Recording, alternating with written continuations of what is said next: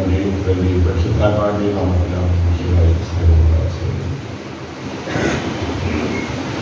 മത്തായിയുടെ സുവിശേഷം 10:16 മുതലുള്ള വചനങ്ങളിൽ ചെന്നായ്ക്കളിലേക്ക് ചെമ്മരിയാടുകളെ എന്ന പോലെ ഞാൻ നിങ്ങളെ അയക്കുന്നു, അതിനാൽ നിങ്ങൾ സർപ്പങ്ങളെ പോലെ വിവേകികളും പ്രാവുകളെ പോലെ നിഷ്കളങ്കരുമായിരിക്കും.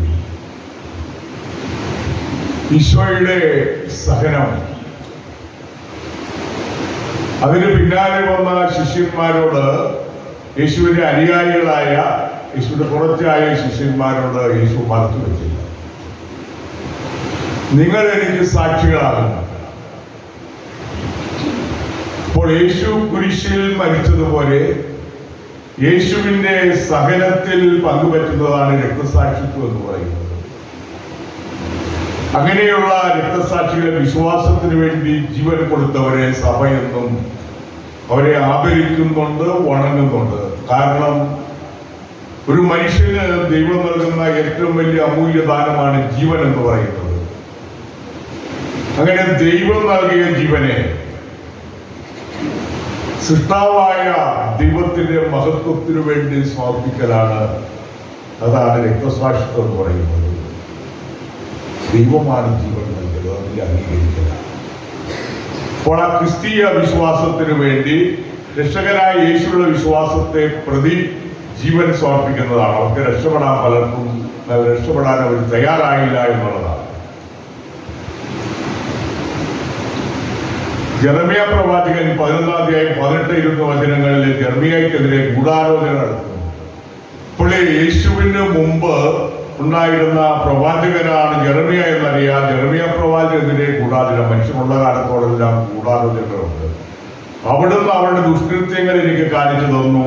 എന്നാൽ കൊലയ്ക്ക് കൊണ്ടുപോകുന്ന ശാന്തനായ കുഞ്ഞാടിനെ പോലെ ആയിരുന്നു ഞാൻ. കർത്താവിന്റെ നാമത്തിൽ നീ പ്രവചിക്കരുതേ, പ്രവചിച്ചാൽ നിന്നെ ഞങ്ങൾ എന്ന് അവർ പറയുന്നു, അവരെ ഞാൻ ശിക്ഷിക്കും. ഇതേ ആശയമുള്ള ആളുകൾ എല്ലാ കാലഘട്ടത്തിലും വചനം പ്രഘോഷിക്കരുതേ എന്ന് ശിഷ്യന്മാരോട് പറഞ്ഞവരുണ്ട്.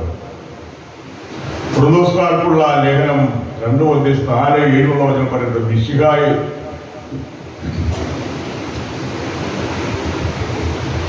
ശ്ലീഹായുടെ സ്ഥലത്തെ പറ്റിയാണ്, പൗലോസ് ശ്ലീഹായുടെ സ്ഥലത്തെ പറ്റി.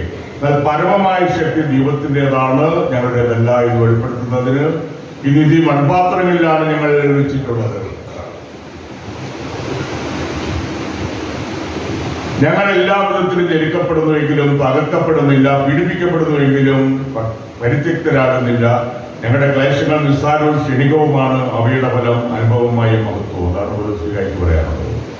ഇപ്പോൾ സഹനത്തിന്റെ മുമ്പില് ഭയമില്ലാതെ ജീവിച്ച ഒത്തിരി ആളുകളുണ്ട്. അത് യേശുവിന്റെ അനുയായികൾ അപ്പോസ്തലന്മാരൊക്കെ സഹനത്തിന്റെ മുമ്പിൽ ഓടിപ്പോകാതെ രക്തസാക്ഷികളായവരാണ്, അങ്ങനെ മരിച്ചവരാണ്. സെന്റ് തോമസ് മൗണ്ടില് ഒരു ദേവാലയമുണ്ട്, 400 വർഷം പഴക്കമുള്ള. ആ ദേവാലയത്തിന്റെ ഭിത്തിയില് നല്ല പെയിന്റിങ്ങുകൾ കാണാം. അപ്പൊ യേശുവിന്റെ ശിഷ്യന്മാർ എങ്ങനെ മരിച്ചു എന്നാണ് ആ പെയിന്റിങ്ങൾ കാണിച്ചിരിക്കുന്നത്.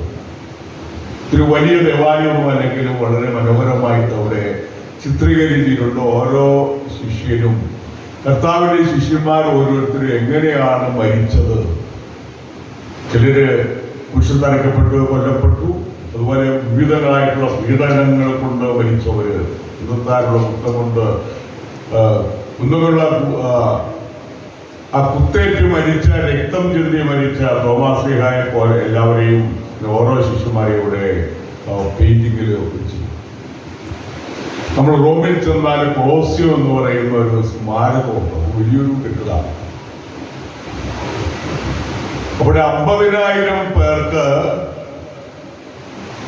ദ്വന്ദ്വയുദ്ധവും മൃഗങ്ങളുമായിട്ടുള്ള ദ്വന്ദ്വയുദ്ധങ്ങളും മറ്റു പരിപാടികളും ഒക്കെ കാണാൻ വേണ്ടി ചക്രവർത്തി നിർമ്മിച്ചതാണ് റോമൻ പൗരന്മാർക്ക് വേണ്ടിയിട്ട്. അതിനൊത്തിരി ഉയരമുണ്ട്, പണികളുണ്ട്, റൗണ്ട് ഷേപ്പിലാണ്. ഇത് കുറച്ചൊക്കെ തകർന്നു പോയെങ്കിലും ഇന്നും അത് അതുപോലെ തന്നെ കാപ്പു സൂക്ഷിക്കുകയാണ്. കാരണം നിരവധി ടൂറിസ്റ്റുകൾ കാണാനായിട്ട് ചെല്ലുന്നുണ്ട്. അവിടെ ആദിമ കാലഘട്ടത്തിലുണ്ടായിരുന്ന പ്രധാനപ്പെട്ട വിനോദം ക്രിസ്ത്യാനികളെ പിടിച്ചുകൊണ്ടുപോയി വന്യമൃഗങ്ങൾക്ക് ഇട്ടുകൊടുക്കുക, വന്യമൃഗങ്ങളുമായിട്ട് ക്രിസ്ത്യാനികൾ മല്ലിട്ട് അവസാനം വന്യമൃഗങ്ങൾ ക്രിസ്ത്യാനികളെ ജിഞ്ചായിട്ട് കീറി കടിച്ചു കൊന്നു ഭക്ഷിക്കുന്നത് കണ്ട് ആഹ്ലാദിക്കുകയും കൈയടിക്കുകയും ചെയ്തായിരുന്നു വിനോദം. കാരണം ക്രൈസ്തവ വിശ്വാസികൾക്ക് ആരാധനാ സ്വാതന്ത്ര്യം ഉണ്ടായിരുന്നില്ല. റോമിലെ നിയമം അനുസരിച്ച് ഒരു വലിയ പാതകമായിരുന്നു, കുറ്റമായിരുന്നു ക്രിസ്ത്യാനി ആയിരിക്കുക എന്നത്. അതുകൊണ്ടാണ് അവരെ പിടിച്ചുകൊണ്ടുപോയത്. അവരിൽ പലരോടും ആവശ്യപ്പെട്ടിട്ടുണ്ട് ചക്രവർത്തിയുടെ പ്രതിമയ്ക്ക് മുമ്പിൽ ധൂപാർപ്പണം നടത്തുക. പലരും തയ്യാറായില്ല. അതിന്റെ പേരിൽ രക്തസാക്ഷികളായിട്ടുള്ള നിരവധി ആളുകൾ സഭയിലുണ്ട്. ചിലരൊക്കെ രക്ഷപ്പെട്ടവരും. ചിലർ വിചാരിച്ചു കാണും ഇപ്പം ധൂപ അർപ്പിച്ചാൽ മതി രക്ഷപ്പെടാവല്ലോ എന്നുള്ള വിശ്വാസം പോയി എന്ന് ചിന്തിച്ചവരുണ്ട്. എന്നാൽ യാതൊരു വിധത്തിലും വിട്ടുവീഴ്ച ചെയ്യാതെ ജീവൻ കൊടുത്ത നിരവധി രക്തസാക്ഷികൾ ആദിമസഭയുടെ ചരിത്രത്തിന്റെ താളുകളിലുണ്ട്.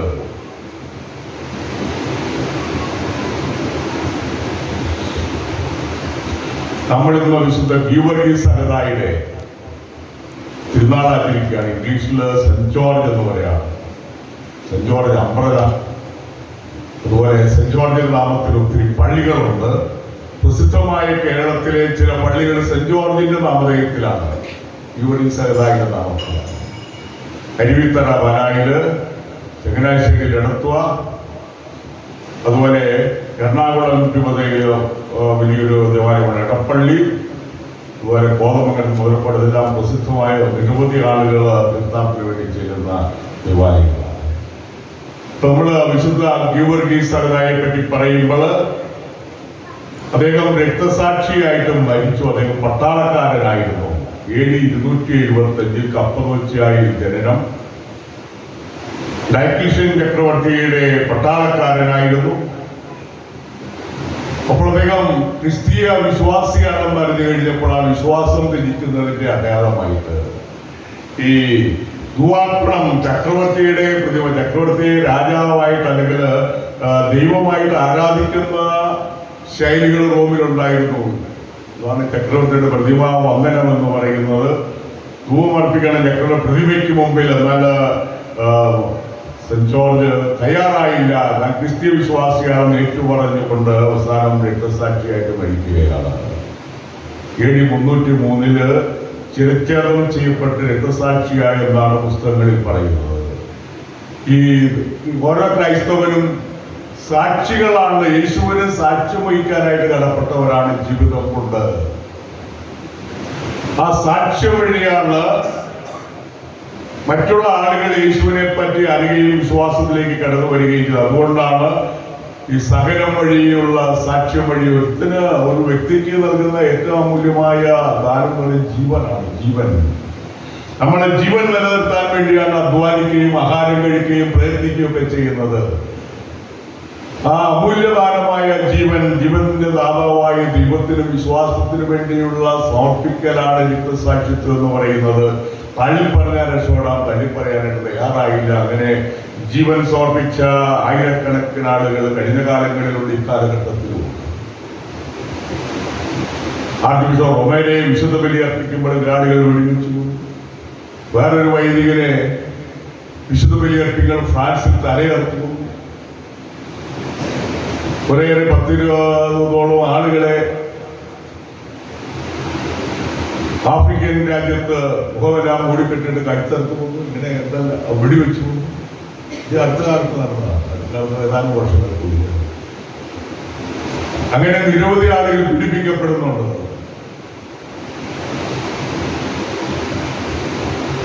അതുപോലെ യമനില് മദ്രസാരുടെ മൊബാലി സ്റ്റുഡൻസിനെ ഏതാനും വർഷങ്ങൾക്ക് മുമ്പ് പിടിച്ചുകൊണ്ടുപോയി വെടിവെച്ചു പോകുന്നു. അപ്പോൾ നന്മ ചെയ്യുന്നവരെ വെടിവെച്ചു കൊല്ലുന്ന വിദ്വേഷമുള്ള ജീവിതശൈലികൾ ഈ ആധുനിക കാലഘട്ടത്തിലൂടെ അങ്ങനെ കൊല്ലപ്പെടുന്നുണ്ട് എന്നുള്ളതാണ് യാഥാർത്ഥ്യം എന്ന് പറയുന്നത്.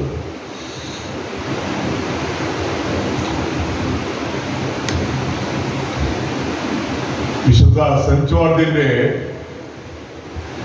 ആ രൂപം സാധാരണ രൂപം പോലെയല്ല. ഒരു കുതിരയുണ്ട്, പിന്നെ ഒരു വിഷസർപ്പം, സർപ്പത്തിന്റെ കുന്തം കൊണ്ട് സർപ്പത്തെ എതിരെ യുദ്ധം ചെയ്യുന്ന വിശുദ്ധനെയാണ് ദൂരപ്പുറത്ത്. ഈ സർപ്പം എന്താ കാണിക്കുന്നത്? അന്ധകാര ശക്തികൾ, പിശാച്, തിന്മ, ഇതിന്റെയൊക്കെ പ്രതിരൂപമാണ് സർപ്പം എന്ന് പറയുന്നത്. അപ്പോൾ തിന്മയ്ക്കെതിരെയും അന്ധവിശ്വാസത്തിനെതിരെയും യുദ്ധം ചെയ്ത് വിജയം പ്രാപിച്ച, വിശ്വാസം നിലനിർത്തിയ വിശുദ്ധനാണ് വിശുദ്ധ ഗീവർഗീസ് സഹദ. അതാണ് സൂചിപ്പിക്കുന്നത്. അദ്ദേഹം പട്ടാളക്കാരനായിരുന്നെങ്കിലും സെബസ്ത്യാനോസ് ജോസും പട്ടാളക്കാരാണ്. എന്നാൽ അവര് വിശ്വാസത്തിന് വേണ്ടി സ്വയം സമർപ്പിച്ചു എന്നുള്ളതാണ്. അവർ ജീവൻ കൊടുത്തു എന്നുള്ളതാണ്. ഏതാനും വർഷം കൂടി അവർക്ക് ജീവിക്കാമായിരുന്നു. എന്നാൽ ആ ക്ഷണികമായ കാലഘട്ടത്തിലെ ജീവിതത്തെക്കാൾ ഉപരിയായിട്ട് കർത്താവിന് വേണ്ടി സാക്ഷിയാകാനായിട്ട് അവർ തീരുമാനിച്ചു. അതാണ് രക്തസാക്ഷിത്വം എന്ന് പറയുന്നത്. തിന്മയ്ക്കും പിശാചിനും അന്ധകാരശക്തികൾക്കെതിരെ യുദ്ധം ചെയ്ത് വിജയിച്ച വിശുദ്ധ രക്തസാക്ഷിയാണ് ഗീവർഗീസ്. അദ്ദേഹത്തെ മഹാവിശുദ്ധൻ എന്നാണ്. മഹാവിശുദ്ധൻ. അതുകൊണ്ട് നമ്മുടെ ക്രൈസ്തവ വിശ്വാസത്തെ ഉജ്ജീവിപ്പിക്കുക. ക്രൈസ്തവ വിശ്വാസം എന്ന് പറയുന്നത് യേശുവിനുള്ള സമ്പൂർണമായ സമർപ്പണമാണ്. ജോൺ രണ്ടാം മാർപ്പാപ്പ പറയും, നാം വിളിക്കപ്പെട്ടിരിക്കുന്ന രക്ഷകനായ ക്രിസ്തുവിന്റെ വിശ്വാസത്തിന് സാക്ഷ്യം വഹിക്കാം. ഇക്കാലത്തും എക്കാലത്തുമുള്ള വിശ്വാസികളെ, രക്തസാക്ഷികളെ മരിച്ചത് തങ്ങളുടെ നാഥനും കർത്താവായ ഈശോയുടെ വിശ്വാസം മൂലമാണ്. അപ്പോൾ എല്ലാ കാലത്തുമുള്ള വിശ്വാസികൾ രക്തസാക്ഷികളായിട്ട് മരിച്ചത് നാഥനും കർത്താവുമായ യേശുവിലുള്ള വിശ്വാസത്തെ പ്രതിയാണ്. അതുകൊണ്ട് ഇക്കാലത്ത് ജീവിക്കുന്നത് നമ്മൾ യേശുവിന് സാക്ഷികളായിട്ട് ജീവിക്കാനായിട്ട് ശ്രമിക്കാം. നിരവധി രാജ്യങ്ങളിൽ വിശ്വാസം ശക്തിപ്പെടുന്നുണ്ട്. ഇതിലൊന്നാണ് സൗത്ത് കൊറിയ. അവിടെ ഏതാനും കുറെ വർഷങ്ങൾ കൊണ്ട് 50 ലക്ഷം ആളുകൾ വർദ്ധിച്ചു. രണ്ടാമതായിട്ട് കമ്മ്യൂണിസ്റ്റ് രാജ്യം എന്നറിയപ്പെടുന്ന ചൈനയില് ഏതാനും വർഷങ്ങൾക്കുള്ളിൽ അമേരിക്കക്കാരും കൂടുതൽ ലോകത്തിലെ ഏറ്റവും ക്രൈസ്തവ രാജ്യമായി തീരും ചൈന എന്നാണ്. ഇപ്പോൾ ഇത് യുദ്ധം നടക്കുന്ന ഇറാനിൽ 10 ലക്ഷത്തോളം ക്രിസ്ത്യാനികൾ ഉണ്ട് എന്നുള്ളതാണ്. അപ്പോൾ ചില രാജ്യങ്ങളിലൊക്കെ തളർച്ച വിശ്വാസ ജീവിതത്തിലുണ്ടെങ്കിലും മറ്റ് അനവധി രാജ്യങ്ങളിൽ, ആഫ്രിക്കൻ രാജ്യങ്ങളിലും ഇങ്ങനെയുള്ള ചൈനയിലും മറ്റു രാജ്യങ്ങളിലും വിശ്വാസമുണ്ട്. ശക്തിമത്തായിട്ട് കടന്നു വരികയാണ്. വിശ്വാസം വർദ്ധിക്കുകയാണ്. വിശ്വാസികളുടെ എണ്ണം കൂടുകയാണ്. അതുകൊണ്ട് ഇക്കാലഘട്ടത്തിൽ ജീവിക്കുന്ന നമ്മൾ വിശുദ്ധ സെന്റ് ജോൺ തിരുനാൾ ആചരിക്കുന്ന നമ്മൾ വിശുദ്ധനെ പോലെ വിശ്വാസത്തിന് സാക്ഷികളാകാനും ത്യാഗത്തോടുകൂടി ക്രൈസ്തവ ജീവിതം കഴിക്കാനായിട്ട് ശ്രമിക്കുക. ത്യാഗമില്ലാത്തതിനൊന്നും വിലയില്ല. ഇവിടെ പ്രാർത്ഥനയിലാണെങ്കിലും ജീവിതത്തിലാണെങ്കിലും വായ്പയിലാണെങ്കിലും ഉപവാസത്തിലാണെങ്കിലും സാക്ഷ്യം വഹിക്കലാണെങ്കിലും ആ ക്രിസ്തീയ സാക്ഷ്യം ത്യാഗമനസ്സിലൂടെ അനുഷ്ഠിക്കാനായിട്ട് ശ്രമിക്കുക. അപ്പോഴാണ് അതിന് വിലയും നിലയും ഉള്ളത്. വിശുദ്ധന്റെ മാധ്യസ്ഥം നമുക്ക് പ്രാർത്ഥിക്കാം. നമ്മളെല്ലാവരെയും അനുഗ്രഹിക്കട്ടെ. വിശ്വാസത്തിൽ സ്ഥിരതയോടെ നിൽക്കാൻ നമുക്ക് കൃപയുണ്ടാകട്ടെ. പിതാവിന്റെയും പുത്രന്റെയും പരിശുദ്ധാത്മാവിന്റെയും നാമത്തിൽ.